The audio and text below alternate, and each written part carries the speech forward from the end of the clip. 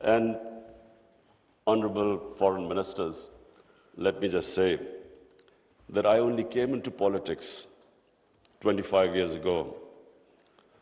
I was watching this Islamophobia building up in Western societies.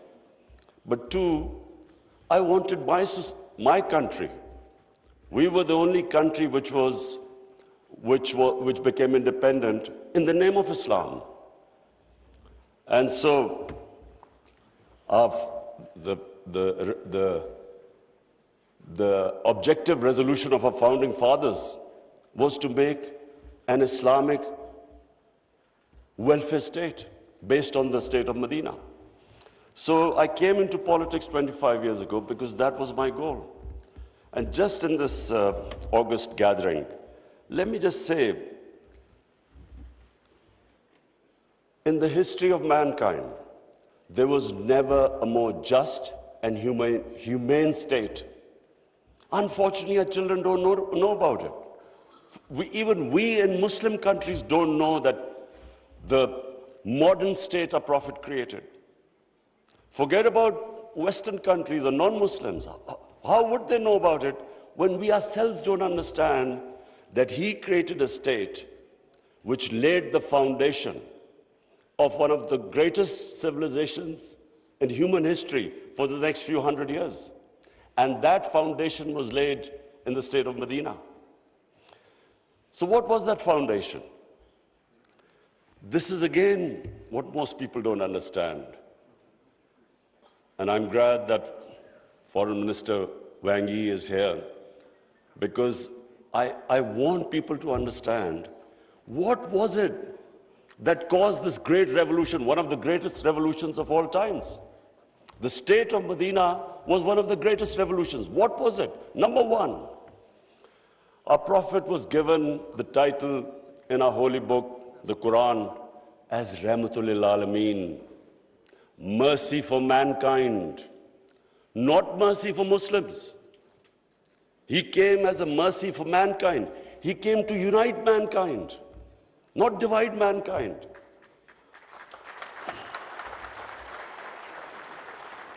Allah for Muslims is Rabbul Alameen, not Rabbul Muslimeen. We do not understand, we Muslims don't understand the great mission our Prophet came in this world for, to unite humanity. The Charter of Medina was signed with Jews, with Christians, with Sabians, and with pagans. All became part of a human community.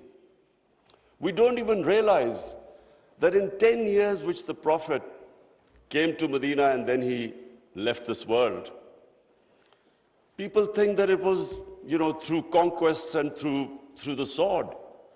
Hardly anyone knows that in these 10 years, there were only about 1,200 people who were killed in battles. In these 10 years, 1,200 people died and Islam spread all over Arabia. So it was a revolution of ideas. He created a new system. So the state of Medina, he created the best rule of law. The basis of a civilized society is rule of law. His saying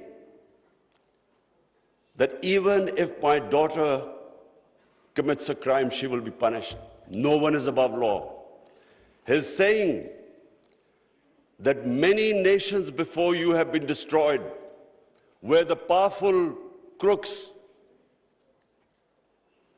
were exempted, were given immunity, and poor crooks were put into jail. If you look at the world right now, Excellencies, I can tell you, just look at all the poor countries. Look at the countries which have poverty. There will be one thing in common.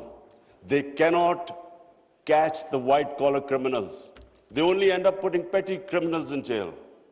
This is the biggest problem which our Prophet, peace be upon him, predicted almost 1,500 years ago.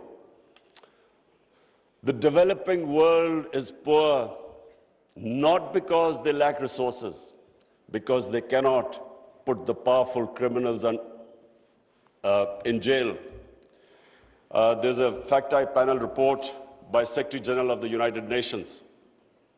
According to this report, and this will shock all of you, that every year, $1.6 trillion leave the poor countries and end up in tax havens and in the developed world.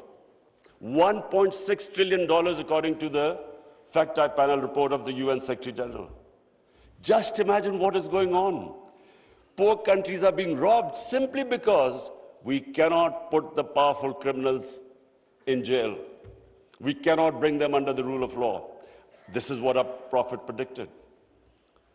And this was the state of Medina where he set up this system of rule of law, no one above. And two of the first four Khalifas, two of the first four heads of state of Medina ended up in court of law. And one of the most revered and respected figures of Islam, who was the fourth Khalifa, he loses a case against a Jewish citizen because the judge refused to accept the testimony of his son. This was the justice system there, which laid the foundation of this great civilization. So what does it show? Number one,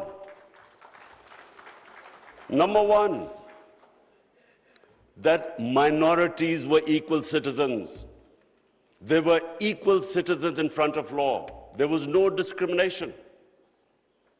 Secondly, it shows that a common citizen could win a case against the head of state. No one was above law. This is 600 years before the Magna Carta was signed in England, which was the beginning of the democratic struggle of Britain. And it took them years before they could actually bring their head of state under the rule of law. This is what happened in the state of Medina. It was ahead of its time. And then it was the first welfare state in the history of mankind. Compassion, humanity. It was a state which took care of its weak, its orphans, its widows, its poor people. It was the first time pensions were introduced in the state of Medina. They took care of the old people. A compassionate state. A state where they wanted to please the Almighty. How do you please the Almighty Allah? By looking after His human beings, especially the weak. This is what happened in the state of Medina. And today, I feel sad whenever I go to Scandinavia. I see what a welfare state should be in all over the Muslim world. Look at humanity there. Look at the way they look after the weak. In fact, sometimes I'm sad because they look after the animals better than some of us look after our human beings. And remember, He's Rahmatul Alameen, so whoever listened to His message, whichever human community will prosper. It doesn't matter because for all humanity, He brought the message of mercy. If you look at Switzerland, in the rule of law index, Switzerland is 99%. 99%. So with hardly any resources, it is one of the most prosperous countries in the world. So as I said, anyone who goes by the model of Medina will prosper. And then, quest for knowledge. Foreign Minister Wang Yi, you'd be surprised, one of our prophets saying, he said, even if you have to go to China to learn and quest for knowledge, you must go there. Now, first China at that time was center of knowledge, but it meant even risking your life. Going from, at that time, Arabia to China meant you might not come back. So that was the quest of knowledge. You have to seek knowledge from cradle to grave. He sparked off this great knowledge revolution. For hundreds of years, the top scientists were Muslims because they thought quest for knowledge was a sacred duty. Look at the situation in the Muslim world today. How much do we have a quest for knowledge? And then we get so much, wherever you go, Muslims are, that we imprison our women have no rights. And sometimes, it almost seemed that the US invaded Afghanistan to liberate their women. There was no other reason except to liberate their women. Somehow our women are in prison. Let me just tell you that it was a revolutionary move by our Prophet that women were given inheritance rights. They were empowered. In Europe, even 100 years ago, the women barely got their inheritance rights. 1,500 years ago, women were given their rights. And no one seems to know this. And sadly, cultural issues are equated to our religion. We cannot explain, sometimes Western people say, they confuse culture with religion. I'm sad to say in Pakistan, we discovered 70% of our women do not get inheritance rights. So we have especially had to pass law to enforce that women must get their inheritance rights. This is 1,500 years later. And no one knows this. Honorable foreign ministers, nowhere in human history has this happened. That slaves became kings. The Mamluks were slaves who became kings in Egypt. In India, there was slave dynasty that became kings. Why? Because the Prophet said, treat your slaves as family members. Best to free them, if not, treat them as equal family members. So he was the greatest human being that ever stepped foot. There'll never be a human being like them. Anyone close to the Prophet became leaders. If you read the book, The Arab Conquest, everyone became a leader, whoever was near the Prophet.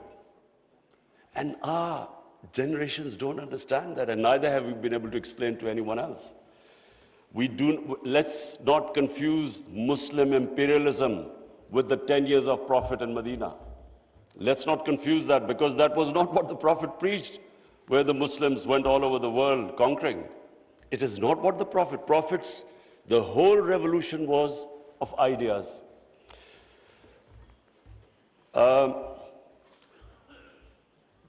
Honorable foreign ministers, one of the ideas of OIC is to protect Islamic values.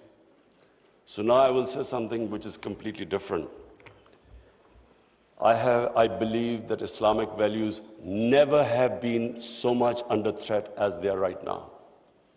And I bring this to this August assembly because when I became the Prime Minister, I asked the police chief, asked him what the crime chart. I was amazed to note that sex crime, child abuse and rape is the fastest growing crime in this country.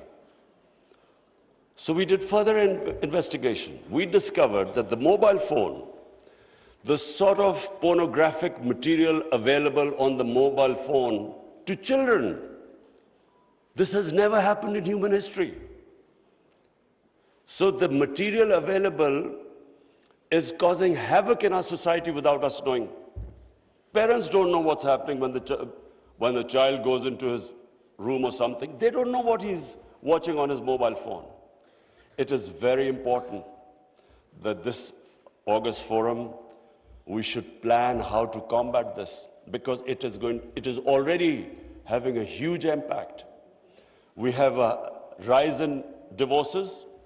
We all know that the more vulgarity, the more a society gets permissive, it has a direct impact on the family system.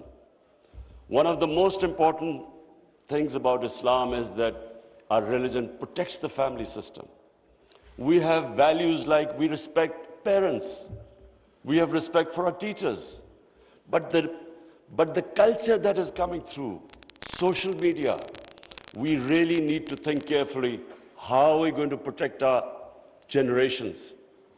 I have formed in Pakistan a Rahmatul Alameen authority of scholars. The whole purpose is how are we going to give an alternate point of view to our children, cartoons. How do we, because children get influenced from that age onwards.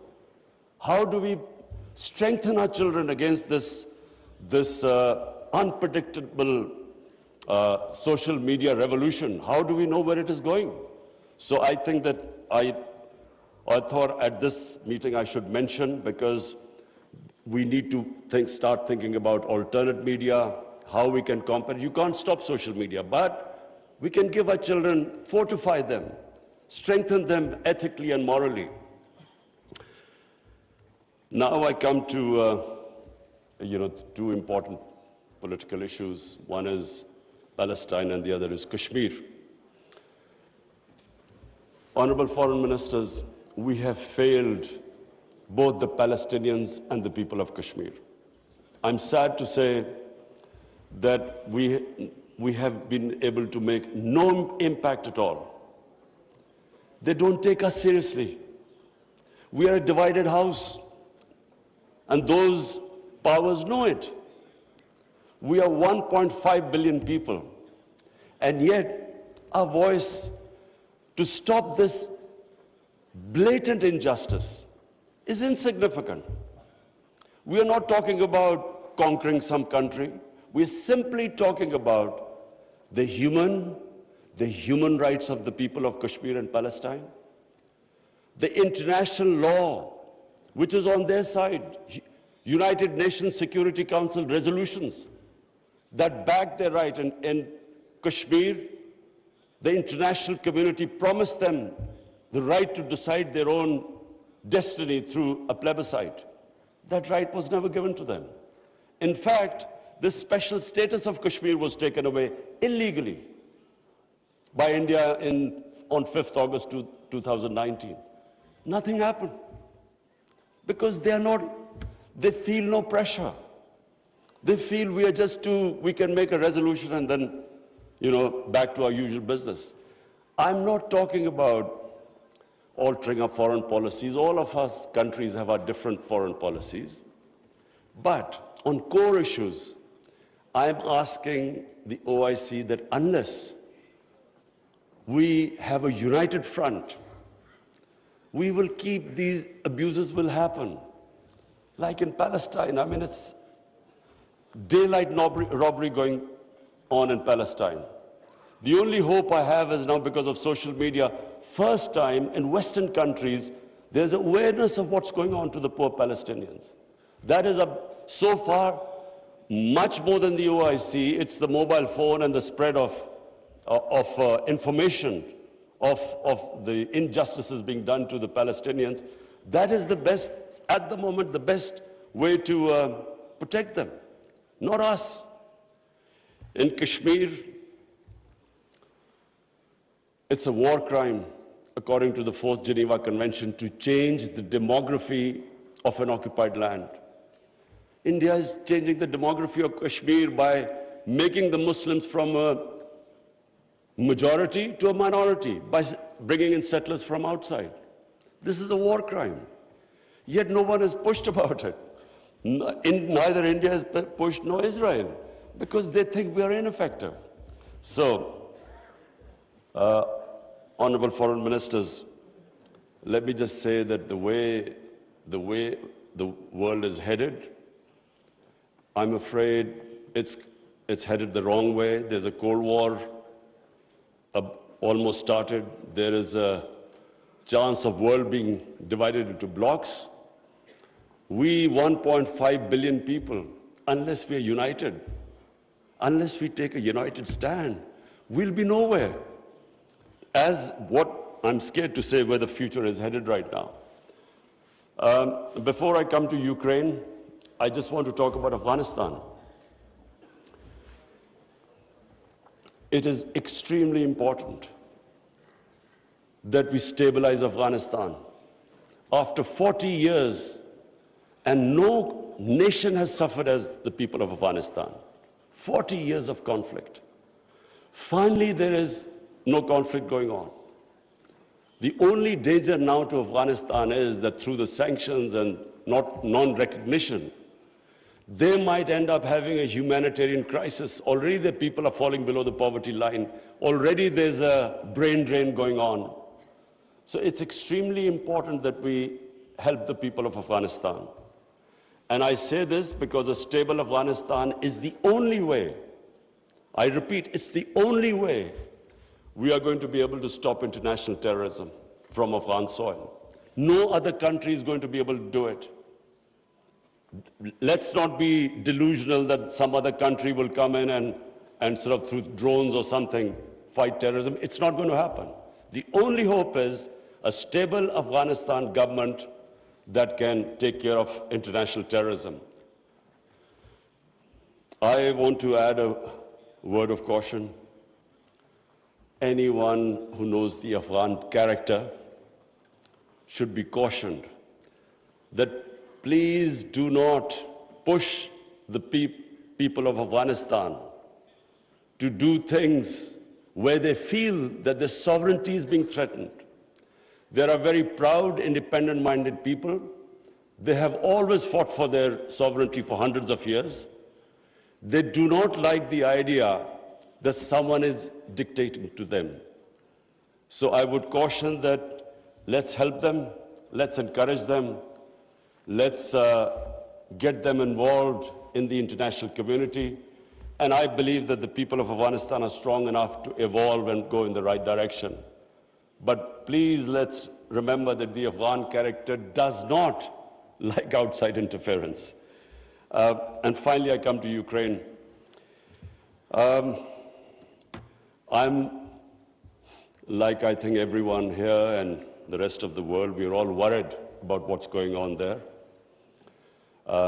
May I suggest that the OIC, during its discussions, the foreign ministers, we should think about how we, represent 1.5 billion people, how we can mediate, how we can bring about a ceasefire, how we can try and put an end to the conflict.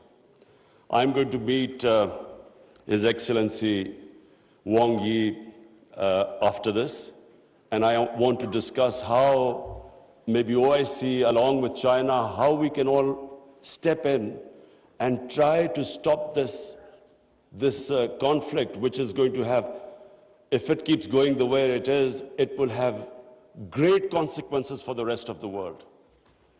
I have already, as the head of the government here, I can tell you that we're already suffering.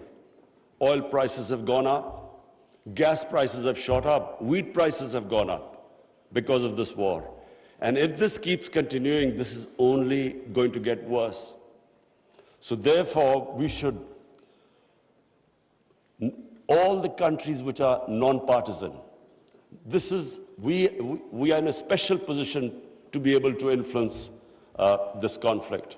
So as I said, I would want the foreign ministers, Shah Mahmood Qureshi, please discuss with the other foreign ministers, and I will discuss with His Excellency, the Chinese foreign minister, how we can all, as a bloc, OIC and China, how we can influence the events in Ukraine and stop this and have some ceasefire and resolve this conflict. Lastly, honorable foreign ministers, let me again say what a pleasure it was to welcome you to my beautiful country.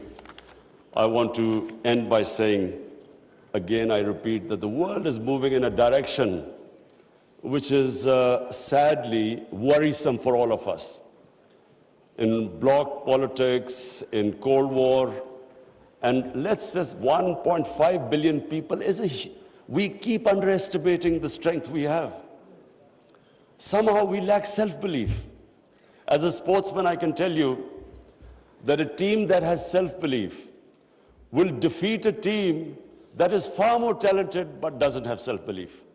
We don't have self-belief. We somehow look to others to help us and get justice. But as where the world is headed, it is extremely important that we get united and on certain core issues take a stand. And let's not be dragged into this into blocks, into the conflicts. We should stay as a bloc and show our power in bringing about peace rather than becoming part of some conflict. Thank you very much.